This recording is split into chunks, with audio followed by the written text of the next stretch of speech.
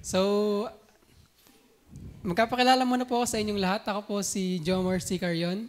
Ako po ay nakatira sa Bilogo, Taysan, Batangas. At ako po ay 22 years old. So ako po noon ay Roman Catholic. Doon po ako dati umaattend. Doon po ako sumisimba.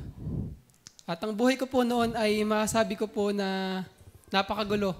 Nung panahong hindi ko pa nakikilala ang Panginoon. Sapagkat nung panahong pong yun ay napakalayo ko pa sa Panginoon. Amen. Ako po ay napabarkada sa mga mag-iino, maninigarilyo. Hanggang sa dumadating po yung punto na hindi na po ako umuwi minsan sa bahay. Doon na po ako natutulog sa bahay po ng kabarkada ko. Kahit nung panahon pong yun ay ako po ay nag-OGT pa. Ako po ay, pagkakatapos ko po ng OGT, diretsyong inuman, kinabukasan, diretsyong OGT na po ulit. Kumbaga parang hindi na po ako nakaka-uwi sa bahay dahil po sa mga barkada. At masasabi ko po nung panahon yun na talagang makasalanan po akong tao, masasabi ko po na maling-mali pala yung mga bagay na ginagawa ko noong hindi ko pa nakikilala ang Panginoon. Amen.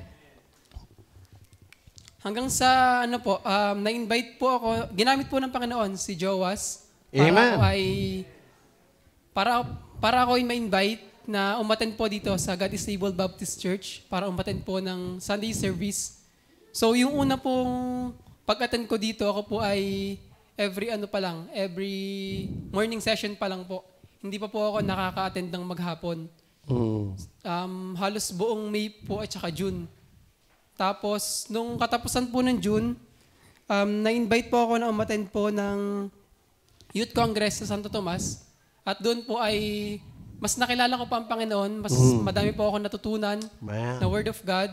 Tapos, dito rin po, kinilis po ng Panginoon at saka po, mas madami po ako natutunan at saka po, yung pong fellowship na doon ko po na nakita na pwede pala akong makipag-usap sa mga taong hindi ko pa kilala. Kumbaga parang pwede pala akong lumapit, pwede pala akong mag-share ng mga bagay na nais kong sabihin sa mga taong hindi ko kilala at doon mas masasabi ko na nabiyaya po yun sa akin ng Panginoon. Wow. Noong mga panahon pong yun, ako po ay hindi pa po nakaka-attend ng Wednesday. Tapos every Sunday nga lang po, tapos putol-putol. Yung baga parang half day lang po. Tapos nung karoon din po ng youth camp nung July 1, 2024, nakasama din po ako ng mga panahong yun. At doon ko po natiyak po ang aking kaligtasan sa katauhan po ni Brother Angel. Amen. Na may tema po na purity. So nung gabing pong yun, doon ko po napatunayan na talagang ako'y ligtas na kailangan kong isuko ang aking buhay sa Panginoon at kailangan kong pagsisihan ng aking mga kasalanan sapagkat ako ay ligtas na po. Amen. At biyaya po yun sa akin ng Panginoon sapagkat masasabi ko po na napakalaking blessing na ako'y niligtas niya. Napakalaking blessing na ako ay naririto, Amen. ako ay kasama ninyo, nakikinig at sumusunod po sa mga salita po ng Panginoon. Amen.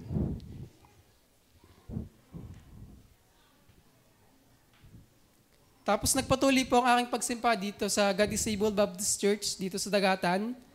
At nakaka-attend na rin, nung pagkatapos po ng youth camp, nakaka-attend na rin po ako ng mga Wednesday service. At saka po nakaka-diretso na po ako maghapon. Dahil isinuko ko po ang aking buhay sa Panginoon, pagkatapos po ng youth camp, ako po ay nakaka-attend na po ng dire-diretso maghapon po. Tapos biyaya po ng Panginoon, ako po ay nakaka-attend na rin po sa mga outreach. Amen. At saka po sa mga sa soul winning po. Nakakasama na rin po sa mga soul winning. At isang beses po naka-attend na rin po ako sa prayer and fasting. At biyaya po ng Panginoon na answered prayer po yung finray ko po nung time pong yun. Kaya po nagkapasalamat po ako sa Panginoon. Amen. Tapos ako po ay magkapabaptize, hindi po para ako'y maligtas, kundi magkapabaptize po ako bilang pagsunod po sa Panginoon. Amen. At ano nga ba yung mga bagay po na nabago po sa akin? So, nung dati po ako po ay mag-iinom, maninigarilyo. So, ngayong nakilala ko na po ang Panginoon, ako po ay nagbago na po, nawala na po yung mga bisyo. Tapos, nagbabasa na rin po ng Bible bago matulog, pagkagising, tapos may mga pagkakataon po na pag free time, nakapagbasa na rin po. Which is hindi ko po ginagawa noon. Tapos, nakapagdasal na rin po bago umalis, pagkagising, bago umalis ng bahay, bago kumain. Yun po yung bagay na hindi ko po nagagawa noon. Nga naman. At saka po, yung goal ko naman po, ngayong ako po inaligtas na, ay makapag-akay po ng kaluluwa, makapagbahagi po ng Word of God, tapos sumama po sa mga gawain ng simbahan. At saka po, yung ministry naman po na aking sasamahan po ay sa choir po, kung loloobin po ng Panginoon. At saka po sa First Aid Ministry. Amen. So yun lamang po at marami pong salamat. Praise the Lord.